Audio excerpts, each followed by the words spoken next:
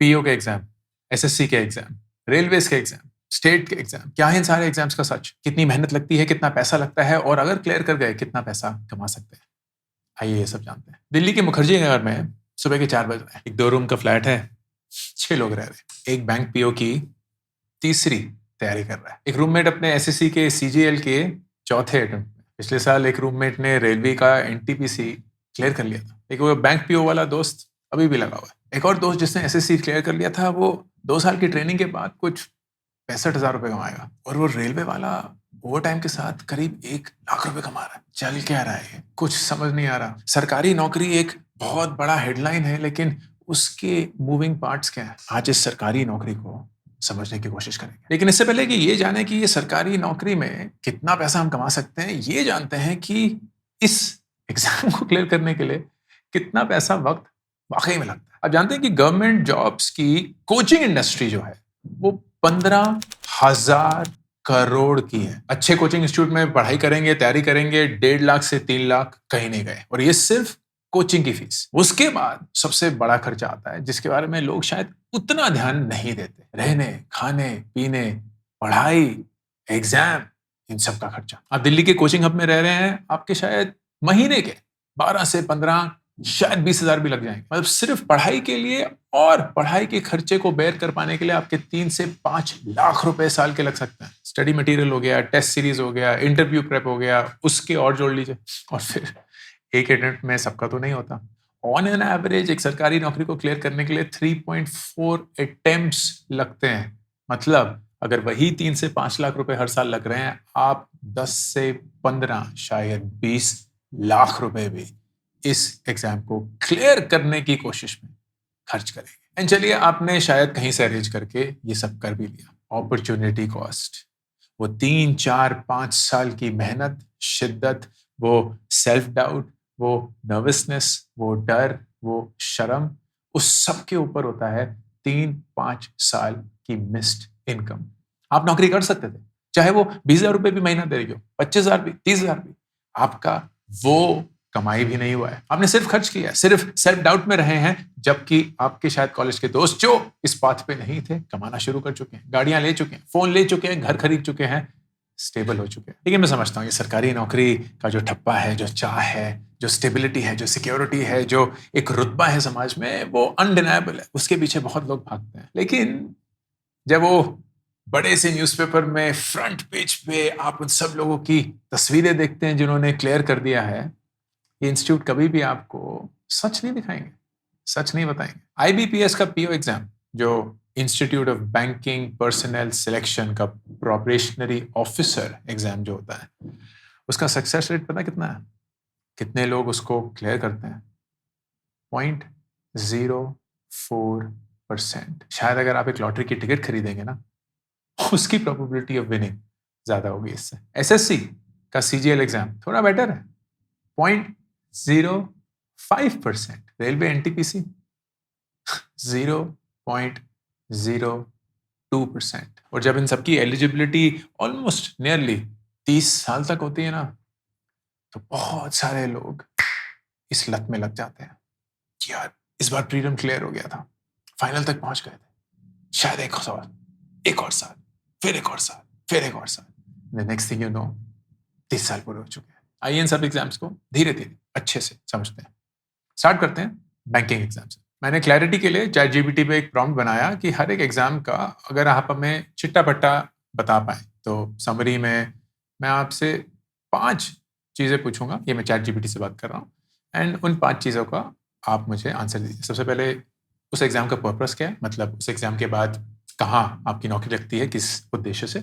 Exam का structure क्या है, फिर ट्रेनिंग या प्रोबेशन पीरियड जो होती है वो क्या होती है, फिर एलिजिबिलिटी क्या है, कितने अटेम्प्ट्स कर सकते हैं, और फाइनली कि आपकी स्टार्टिंग सैलरी और डेजिग्नेशन क्या होती है। सबसे पहला, आईबीपीएस प्रोबेशनरी ऑफिसर, जैसे कि मैंने बताया, this is the institute of banking personal selection. तो एसबीआई और आरबीआई को छोड़ के बाकी सारे जो नेशनल बैंक्स हैं, वहां के पीओ के रोल के लिए ये एग्जाम रखे जाते हैं। पीओस क्या होते हैं? पीओ होते हैं ये फ्रंटलाइन मैनेजमेंट, तो branch operations, customer service, loans, advances, तो बेसिकली जो क्लरिकल या उससे ऊपर काम होता है सरकारी बैंक्स में, वो सब इस एग्जाम के थ्रू रिक्रूट हुआ जाता है। इवेंचुअली आप मैनेजरियल रोल्स में जाएंगे, तो ऐसा नहीं है कि आप क्लर्क पे ही रहेंगे। एग्जाम के 3 स्टेज है, एक प्रीलिम हो गया, एक मेन हो गया और फिर एक इंटरव्यू हो गया। प्रोबेशन पीरियड जो है वो 2 साल का है। ये स्टैंडर्ड है अक्रॉस मोस्ट एग्जामिनेशंस कि पहले 2 साल अगर आपकी परफॉर्मेंस अच्छी नहीं होगी तो आप निकाल दिए सकते हैं। एलिजिबिलिटी, आपको एक इंडियन सिटीजन होना पड़ेगा।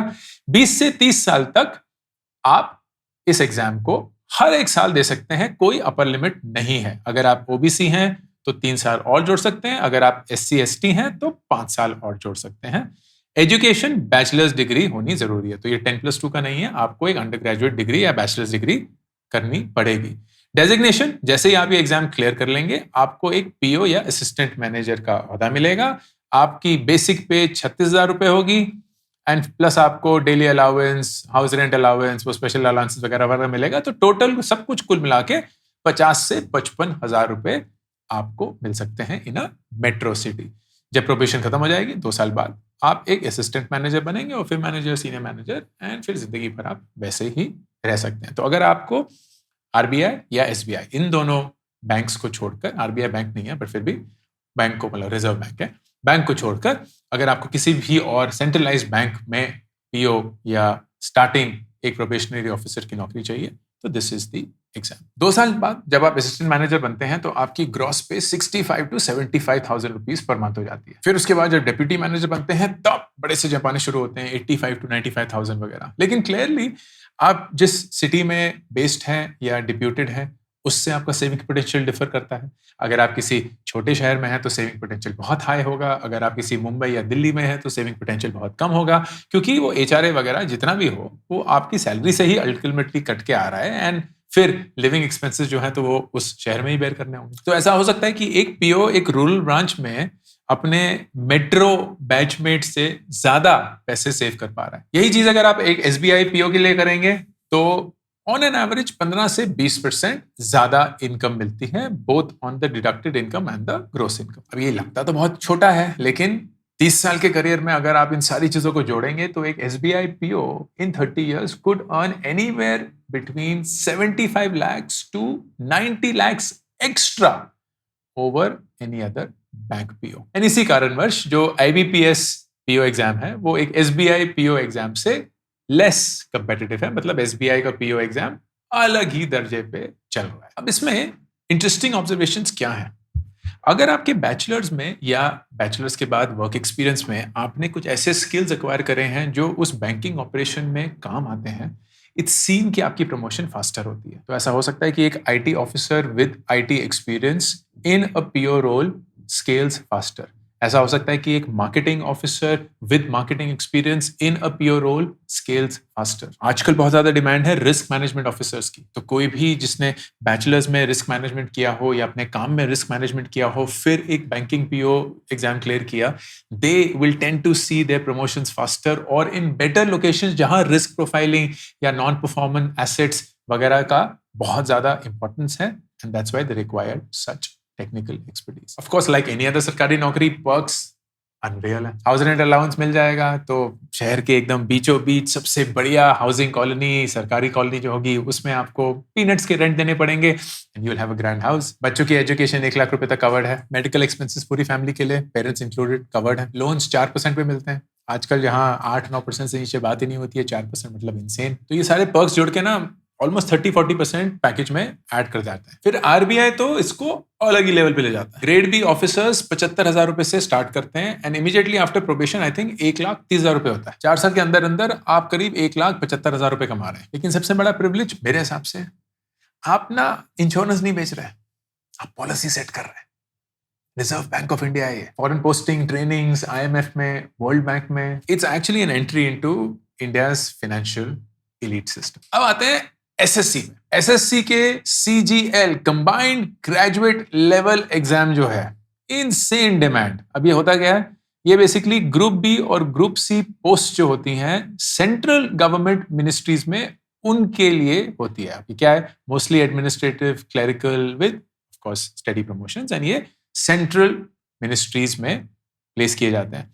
एग्जाम स्ट्रक्चर Tier 1 ऑनलाइन, फिर Tier 2 भी ऑनलाइन है। ये सारे उसके पेपर्स होते हैं जो कंपलसरी हैं, जैसे क्वांट कंपलसरी है, इंग्लिश लैंग्वेज कंपलसरी है, जनरल अवेयरनेस, कंप्यूटर नॉलेज, लेकिन फिर उसके बाद आपके ऑप्शनल एग्जाम्स हो सकते हैं। टियर 3 अब डिसकंटिन्यू कर दिया गया है, और टियर 4 जो है वो आपका कंप्यूटर प्रोफिशिएंसी, स्पीड टेस्ट वगैरह है।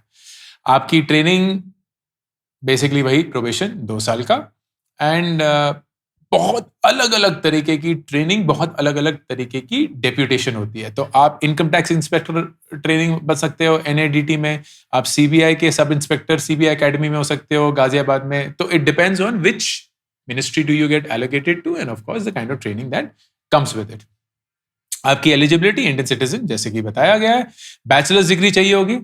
कुछ कुछ पोस्ट के लिए स्पेसिफिक डिग्रीज चाहिए होती हैं, जैसे स्टैट्स फाइनेंस चाहिए होता है कुछ कुछ पेपर्स या जॉब्स के लिए, एंड जनरली 18 से 32 साल, right? So this is, if you ask me generally, दिल पे हाथ रख के, this is a huge trap, क्योंकि 18 साल से ना कोई लिमिट नहीं है, right? So you can take the exam every year until you cross the age limit. मुझे पता है कितने लोग मुझे लिखते हैं, करियर मैटर्स पे हमारा डिस्कशन होता है, जहां 18, 19, 20 साल से शुरू किया, 32 साल तक लगे, 5 साल, 7 साल, 10 साल बिता चुके हैं, जिंदगी में एक बार भी नौकरी नहीं करी है, माँ बाप के पैसे पे अभी तक जीते आए हैं, सिर्फ और सिर्फ एग्जाम दिए हैं। एंड क्यों? क्योंकि प्रीलिम क्लियर हो ही गया था, फाइनल में बस इतने से रह गया, फिर एक और साल, फिर एक और साल, फिर एक और साल। तो ये गैप इतना बड़ा है ना 18 से 32, कि इंसान को जो वो लत लगती है ना कि मेरा इस बार हो जाएगा, इस बार हो जाएगा, वो उसको खा जाता है। और फिर उसके बाद आप ऑफ कोर्स अगर OBC हैं तो 3 साल और जुड़ गया, SC ST हैं तो 5 साल और जुड़ गया, तो फिर तो खत्म है। अगर आप चाहें तो अपनी पूरी जिंदगी इसमें बिता सकते हैं, तब भी शायद ये एग्जाम क्लियर नहीं हो पाएगा। डेजिग्नेशन जैसे मैंने बताया पोस्ट से वेरी करता है, क्योंकि हर एक मिनिस्ट्री का अलग अलग हो सकता है। तो आप असिस्टेंट सेक्शन ऑफिसर बन सकते हैं, IT इंस्पेक्टर बन सकते हैं, एक्साइज इंस्पेक्टर बन सकते हैं, CBI के सब इंस्पेक्टर बन सकते हैं वगैरह। एंड पे भी बहुत वेरी करती है। लेवल 6 पे अगर शुरू करेंगे तो 35,400 से 1,12,400, लेवल 7 44,900 से 1,40,000 के करीब। फिर आपके अनाउंसेस वगैरह तो हैं ही, 50-70 हज़ार रुपए तो वो भी जुड़ जाते हैं। एंड प्रमोशन फिर चलती रहती है एंड गेट्स यू थ्रू। अब सबसे फैसिनेटिंग चीज लोगों को ये लगती है कि यार एक एग्जाम है और 60 अलग नौकरियां हैं, कुछ भी मिल जाएगा, लेकिन उसके लिए भाई एग्जाम तो क्लियर करना ही पड़ेगा ना। वो तो केक वॉक नहीं है, वो तो कोई बच्चों का खेल नहीं है। एंड सबको बनना है IT या इनकम टैक्स इंस्पेक्टर, सबको बनना है CBI में, लेकिन उसकी वजह से बारीकियां मिस हो जाती है। इंस्पेक्टर इन सेंट्रल एक्साइज जो है वो 85,000 रुपए महीना कमा सकते हैं, क्योंकि उन्हें फील्ड अलाउंस मिलती है। और वहीं मिनिस्ट्री ऑफ एग्रीकल्चर में अगर आप एक असिस्टेंट हैं तो आप 45,000 रुपए कमाएंगे, क्योंकि वो क्लरिकल काम है। सेम एग्जाम है, सेम सिलेक्शन प्रोसेस है, सेम पोस्ट भी है, शायद इनकम अलग क्योंकि काम अलग। CAG का असिस्टेंट ऑडिट ऑफिसर 65,000 रुपीज, लेकिन ऑडिट अलाउंसेस भी मिलते हैं। इंटरनेशनल डेप्यूटेशन हो सकती है तो उसमें उनको पर डीएम भी मिलता है, $100-150 दिन का। लेकिन वही पोस्टल डिपार्टमेंट में अगर इंस्पेक्टर हैं तो इनकम कैप आउट हो जाएगी। गोल्ड में पोजीशन CGL की अगर आप वाकई में देखें तो CBI में या NIA, दोनों की पेस पे एज एन इंस्पेक्टर सेम है 44,900, लेकिन स्पेशल ड्यूटी अलाउंसेस हैं, इन्वेस्टिगेशन अलाउंसेस हैं, रिस्क अलाउंसेस हैं, उससे बहुत जुड़ के नियरली 1 लाख तक जा सकते। और बेस्ट चीज इनकी ये है कि ये इतने एक्सपीरियंस के साथ आते हैं और ऐसे रुतबे के साथ आते हैं कि इवन अगर आप वॉलंटरी रिटायरमेंट या VRS ले लेते हैं या रिटायर भी हो जाते हैं, it opens doors for massive private career growth in addition to your government working life. फिर आता है SSC का एक तरीके से सौतेला भाई, which is the CHSL, the Combined Higher Secondary Level। अब मैं बताता हूँ कि ये सौतेला क्यों माना जाता है, क्योंकि ये टिपिकल रोल जो है वो लोअर डिवीजन क्लर्क के रिक्रूटमेंट के लिए है, डेटा एंट्री ऑपरेटर के लिए है, पोस्टल असिस्टेंट, कोर्ट क्लर्क, ये सारी। एंड इसीलिए एज यू वुड इमेजिन इनका जो एलिजिबिलिटी है वो 10+2 है। इसके लिए आपको बैचलर्स की डिग्री नहीं चाहिए। 18 से 27 साल तक आप एलिजिबल हैं, हर साल आप दे सकते हैं, जितने तक आपका एज लिमिट नहीं होता है। OBC के लिए वही 3 साल, SC ST के लिए 5 साल। पे लेवल्स और पोस्ट फिर वेरी करते हैं डिपेंडिंग ऑन कि आप कहाँ एलोकेटेड होते हैं। तो अपने कोर्ट क्लर्क हो गया या GSA हो गया तो पे लेवल 2 20,000 से करीब 60,000। PA या SA अगर बने तो लेवल 4 25 से 80,000। DEO बन गए तो लेवल 4 या लेवल 5 वही 25 से शायद 90,000 तक जा सकता है। इन हैंड सैलरी मोटा मोटा मेट्रो सिटी में यही आएगी 28 से 40,000 रुपए, और रेगुलर प्रमोशन मिलती रहेंगी, ऐसा नहीं है, लेकिन स्टार्टिंग जो है वो क्लेरिकल होती है, इसलिए लोगों को लगता है यार ये तो ऐसे। बट 10+2 की क्वालिफिकेशन की वजह से, क्योंकि बैचलर्स नहीं चाहिए, it surprisingly, perhaps not surprisingly, sees a lot more competition. तो मान लीजिए आप national informatics centre NIC, which is a very important body, उसमें DO या डेटा एंट्री ऑपरेटर के रोल पे शुरू करते हैं। कमा तो उतना ही रहे, लेकिन आपको टेक्निकल प्रोजेक्ट्स का एक्सपोजर मिल रहा है, आपको सरकार के मैसिव डेटा पे काम करने को मिल रहा है, आपको उस डेटा को समझने को मिल रहा है। That experience will actually take you far. ऐसा हो सकता है कि आप प्राइवेट सेक्टर के IT रोल्स में 3, 4, 5 गुना अपनी सरकारी नौकरी के ट्रांसफर कर सकते हैं, ट्रांसफर नहीं, मूव कर सकते हैं। कोर्ट क्लर्क हैं, सुप्रीम कोर्ट में, हाई कोर्ट में, बेस पे तो सेम है, लेकिन एडमिनिस्ट्रेटिव टास्क के लिए, क्लरिकल टास्क के लिए और अलाउंस मिलती है, तो that add to your income. लेकिन एक स्ट्रैटेजी है जो लोग बहुत कम डिस्कस करते हैं, but perhaps is the best way to think about this, कि आप SSC को एक स्टेपिंग स्टोन की तरह मानिए, 2 साल 3 साल काम करिए, एंड देन फिर स्टेट PSC के लिए अप्लाई करिए, which is basically the state equivalent of the UPSC। तो जो UPSC सेंट्रल लेवल पे या सेंट्रल गवर्नमेंट लेवल पे होता है, वही स्टेट PSC इंश्योर करता है एट द स्टेट लेवल। बहुत सारे स्टेट्स हैं जो एक्चुअली प्रेफरेंस देते हैं सरकारी एम्प्लॉइज को when they are recruiting through the PSC. And PSC की बात कर ही रहे हैं तो उसको भी समझ लेते हैं। So typically the State Public Service Commission, State PSC, जैसे UPSC होता है, which is the Union Public Service Commission, this is the State Public Service Commission, and her state का अपना PSC होता है, क्योंकि हर स्टेट की अपनी गवर्नमेंट है, अपनी मशीनरी है, and they recruit separately for this. Goal is to select officers for the state Group A and Group B administrative services. तो आप state civil, administrative, state police, finance, revenues, वो सारी चीजें जो सेंट्रल लेवल पे भी हैं, स्टेट लेवल पे होंगी। प्रीलिमिनरी एग्जाम, मेन एग्जाम और फिर इंटरव्यू। ट्रेनिंग जो होती है वो स्टेट के एडमिनिस्ट्रेटिव ट्रेनिंग इंस्टीट्यूट में होती है। प्रोबेशन जैसे कि ऑन एन एवरेज है 2 साल, but it can range from 1 to 3 years as well. Citizenship Indian है, लेकिन कुछ स्टेट्स जो है वो डोमिसाइल रिक्वायर करते हैं, तो वो बोलते हैं कि जी अगर पंजाब या हरियाणा जो भी है उस स्टेट के ही आपको सिटीजन या रेजिडेंट होना पड़ेगा या डोमिसाइल होना पड़ेगा for you to be eligible. Commonly 21 से 35 साल तक आप अप्लाई कर सकते हैं। Again it varies from state and post, and वो standard OBC and SC/ST extensions हैं, and usually there is no fixed cap. जब तक एज लिमिट आप हिट नहीं करते, आप वो एग्जाम जितनी बार देना चाहें दे सकते हैं। Designation typically DC deputy collector हो गया, AC असिस्टेंट कमिश्नर हो गया, DS डेप्यूटी सुपरिटेंडेंट हो गया, BDO ब्लॉक डेवलपमेंट ऑफिसर हो गया।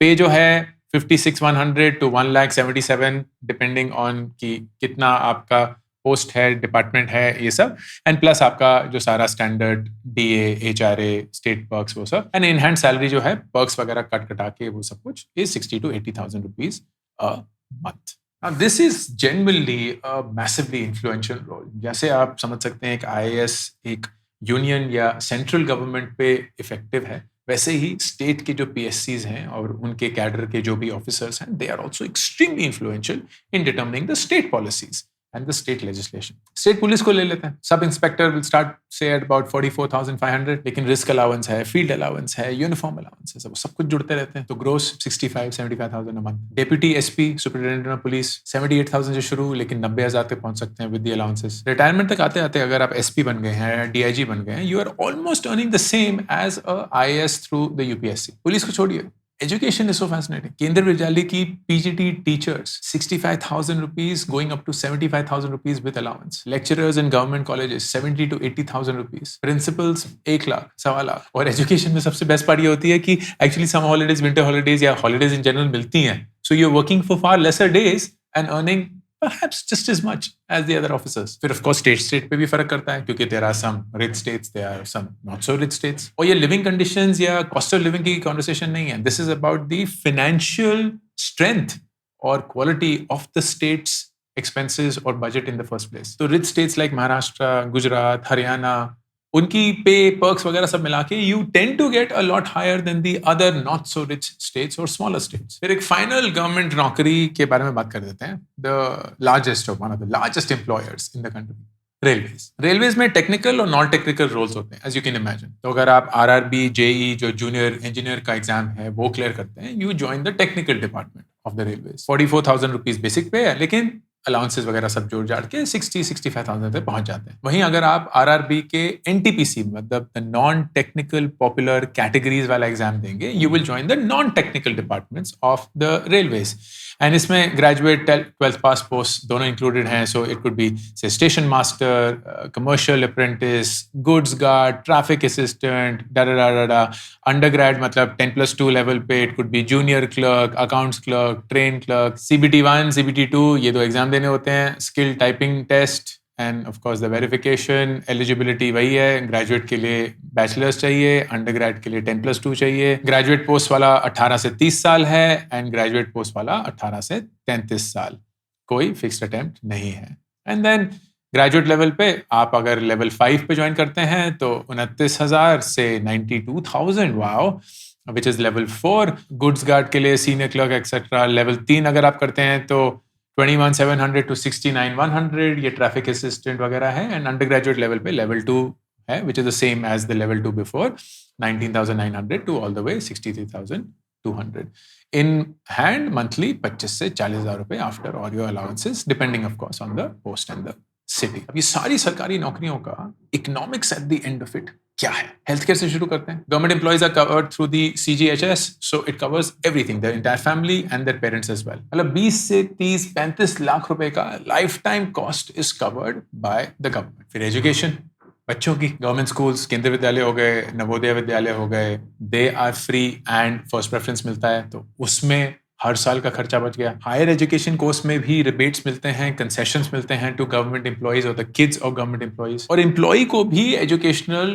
पर्क्स एंड प्रिविलेजेस मिलती रहती है। Study leave for up to 2 years, fully reimbursed for higher education। तो बहुत लोग उसमें MBA करते हैं, टेक्निकल डिग्रीज करते हैं and they get more skilled, get faster promoted. तो एक करियर में आराम से 50, 60, 70 लाख रुपए के क्यूमुलेटिव बेनिफिट्स एक सरकारी अफसर को मिल सकते हैं। एंड ऑफ कोर्स सबसे बड़ा जैकपॉट, द रिटायरमेंट जैकपॉट। पुरानी पेंशन स्कीम वाले जो एम्प्लॉइज हैं उनको रिटायरमेंट पे जो उनकी सैलरी थी उसकी 50% सैलरी जिंदगी भर तक मिलती रहेगी and that two is inflation indexed. तो मतलब ये नहीं है कि सेम अमाउंट मिलता रहेगा, इन्फ्लेशन से वो भी बढ़ता रहेगा। तो मान लीजिए 25 साल पोस्ट रिटायरमेंट है तो आराम से 1 सवा करोड़ रिटायरमेंट बेनिफिट्स ही है। ग्रेचुइटी, लीव इनकैशमेंट, PF सब कुछ जोड़ के it frankly becomes a insanely crazy amount. I would say सब कुछ जोड़ जाड़ you're looking at anywhere between 2 to 4 crores post retirement in your hand। नई पेंशन स्कीम भी बुरी नहीं है, हाँ ऑफ कोर्स पुरानी पेंशन से कम है, but still that would give you enough and more coverage and that is a huge distinction, क्योंकि प्राइवेट में the entire care post retirement is the responsibility of the employee. मतलब अगर आप अगर प्राइवेट में या आपके मॉम डैड प्राइवेट में, हमें खुद अपना रिटायरमेंट प्लान करना है, लेकिन सरकारी अफसर को रिटायरमेंट प्लान मिलती है through the government and the benefits that government employees get. तो ये तो जाहिर सी बात है दोस्तों कि एक सरकारी नौकरी इकोनॉमिक्स या पैसे के आसपास नहीं घूम सकती। हाँ, पैसा बुरा नहीं है, लेकिन अगर आप प्राइवेट से कंपेयर करेंगे तो शायद किसी पॉइंट पे शुरुआत में तो डेफिनेटली पैसा काफी कम है, फिर धीरे धीरे बढ़ता है, बहुत फिनोमिनली नहीं बढ़ सकता, किसी पॉइंट पे आके कैप आउट हो जाता है, लेकिन कंसिस्टेंट है, सिक्योर है, predictive, and that is what appeals to people. It's the same reason कि हम अभी भी FD में पैसा डालते हैं, क्योंकि हमें पता है कि वो 6-7% हमें मिलता रहेगा, उतार चढ़ाव नहीं होगा। एंड सरप्राइजिंगली लोगों को वो उतार चढ़ाव जिंदगी में ज्यादा पसंद नहीं है। लेकिन इस प्रिडिक्टेबिलिटी को, इस सिक्योरिटी को, इस सेफ्टी को हासिल कर पाने के लिए बहुत बहुत मेहनत लगती है, बहुत साल लग जाते हैं, बहुत पैसा भी लगता है, साइकोलॉजिकली, मेंटली, इमोशनली बहुत ट्रेनिंग होता है। And not everyone is as blessed, as lucky and as smart to crack it in the first attempt. तो अगर बहुत साल तक आप अपनी जिंदगी रोक कर इस सरकारी नौकरी के पीछे पड़े हुए हैं, maybe it's time for you to look elsewhere. लेकिन अगर आप में वो शिद्दत है, वो साहस है कि 2-3 साल टेस्ट करके अपने आप को वो फ्री शॉट देना चाहते हैं आप, तो प्लीज दीजिए, आपका हक बनता है। लेकिन अगर उसमें क्लियर ना हो पाए तो प्लीज अपनी जिंदगी को अपने हाथों में लेके अपनी नई जिंदगी शुरू करिए, क्योंकि हर एक साल जो आप इस एग्जाम को देते हैं आपसे 1 साल की कमाई छीनता है और आपको 1 साल का सेल्फ डाउट देता है। It may be a very high cost to pay every single year. ये अंकुर वारिको का ऑफिशियल यूट्यूब करियर्स चैनल और मैं हूं अंकुर वारिको साइनिंग ऑफ। मेरी लेटेस्ट किताब बियॉन्ड द सिलेबस सिर्फ टीनेजर्स के लिए लिखी गई है क्योंकि उनको अपनी एक स्पेस चाहिए। वो एक बच्चे से एक अडल्ट बनने की जर्नी कवर कर रहे हैं एंड इस जर्नी में बहुत सारी चीजें शायद उनको वैसे नहीं मिलती जैसे उनको उनकी जरूरत है। ये किताब उनके लिए, उनकी जर्नी के लिए, something that school will never teach you beyond the syllabus.